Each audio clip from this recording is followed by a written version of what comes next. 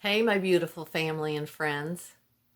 I know we've all had information overload in the last couple weeks, but I realized I needed to put together a tutorial about the masks that I made for you to keep you guys as safe as possible from COVID-19.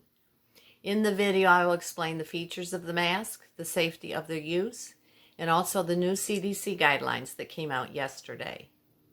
In addition, I have some alternatives just in case the elastic gets worn out or damaged, because right now there's a big shortage on the elastic. So anyways, let's get started. Okay, here we go. I had to move because the camera kept flashing in and out. I think it was because of the bright window behind me. So the first thing I want to show you is the N95 mask. Now I had a couple of these because I used these for construction projects I did. But this is the mask that all the doctors and nurses use, that they're talking about a lot, that they don't want you to use because they're hard to get, or they're using so many of them. It has a little ventilator here, it has the wire for the nose. They fit nice and snugly around your face. They also have the double elastic, which goes up and over your head like this, and then you put it on. They're really, really uncomfortable. And especially with all of my hair, having the two rubber bands around your head, you're constantly adjusting it. And so they don't want you to adjust them once you get it on. And so the next one is the surgical mask, which is like this. It's like a little accordion.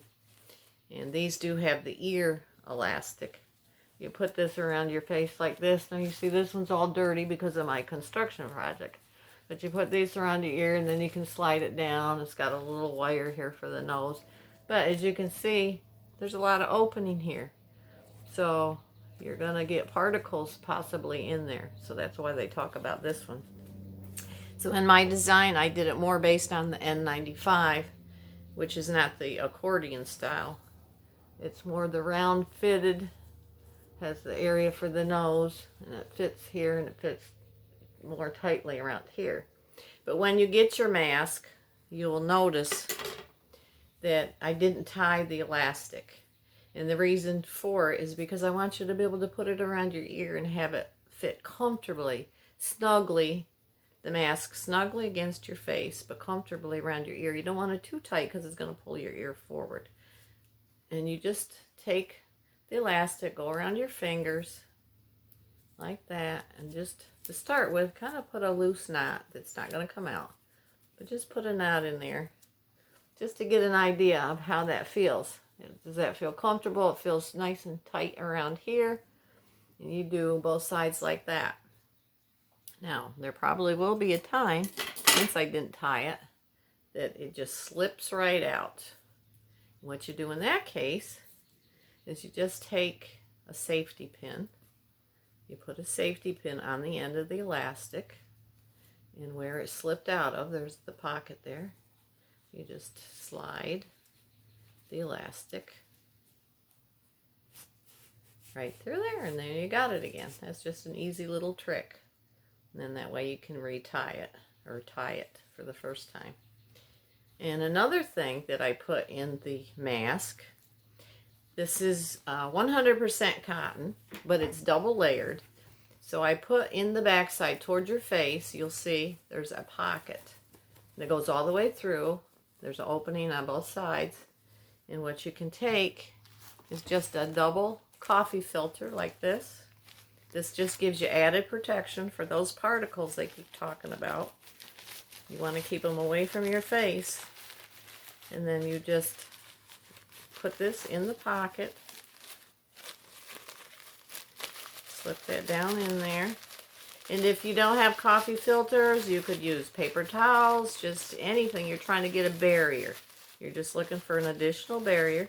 And you don't have to use this or anything, but just to be a little bit safer, gives you an extra layer in there. You put that in there, flatten it out nice, and now you've got double layer of coffee filter, paper towels. There's HEPA filters if you can find those. Something that's breathable, that just gives you extra protection.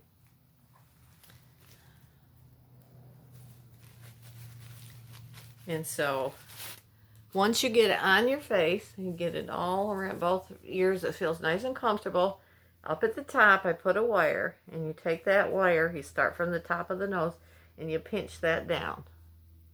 Now, once you get this on your face, you do not want to touch it anymore, because if those particles get on the front of the mask, this is the place where you don't want to put your hands. In this way, you get it on there nice and snug, and then you can adjust the ears or whatever, but try to keep your hands away from the front of the mask. Okay? So anyways, we'll go to the next step.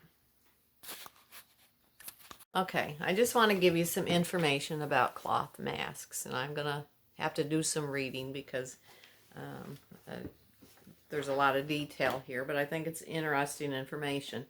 Yesterday, the CDC came out with new rules, April 3rd, related to the cloth coverings for the general public.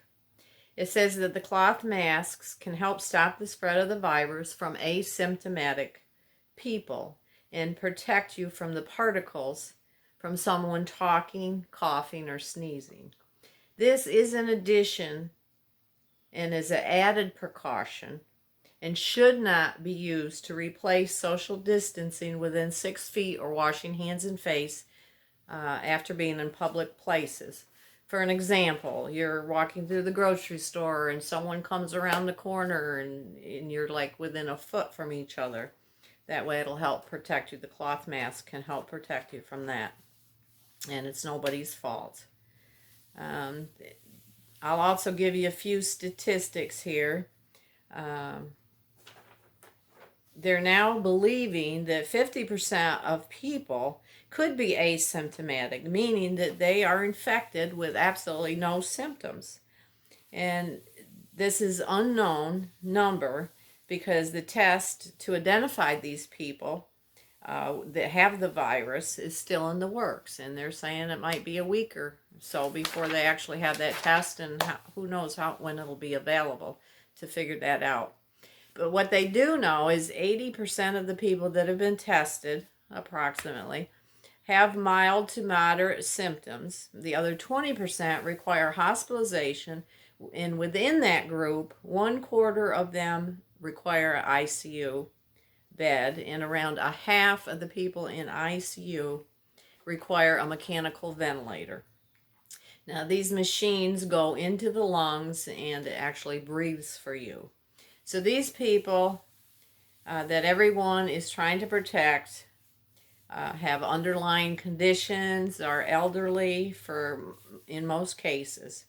And who knows, we could all be asymptomatic. We won't know until the test can be performed. So by wearing the mask, we can all be a part of stopping the spread.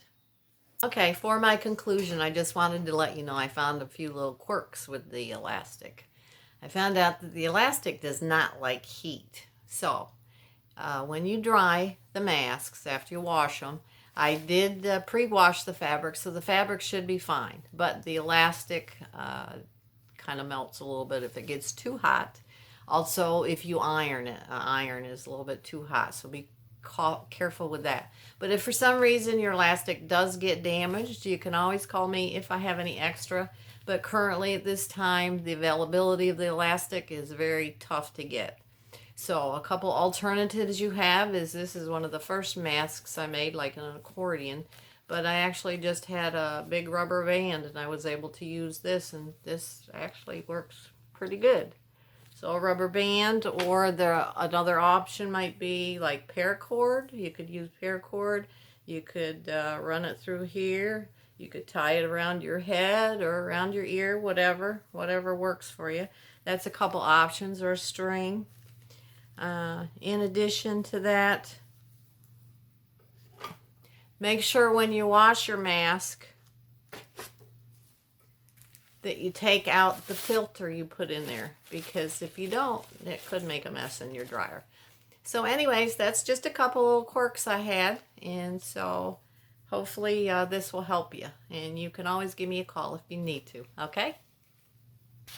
I think I answered most of your questions. I love you. Keep your distance. wash your hands, and most of all, keep smiling with your eyes. We'll get through this apart, but together.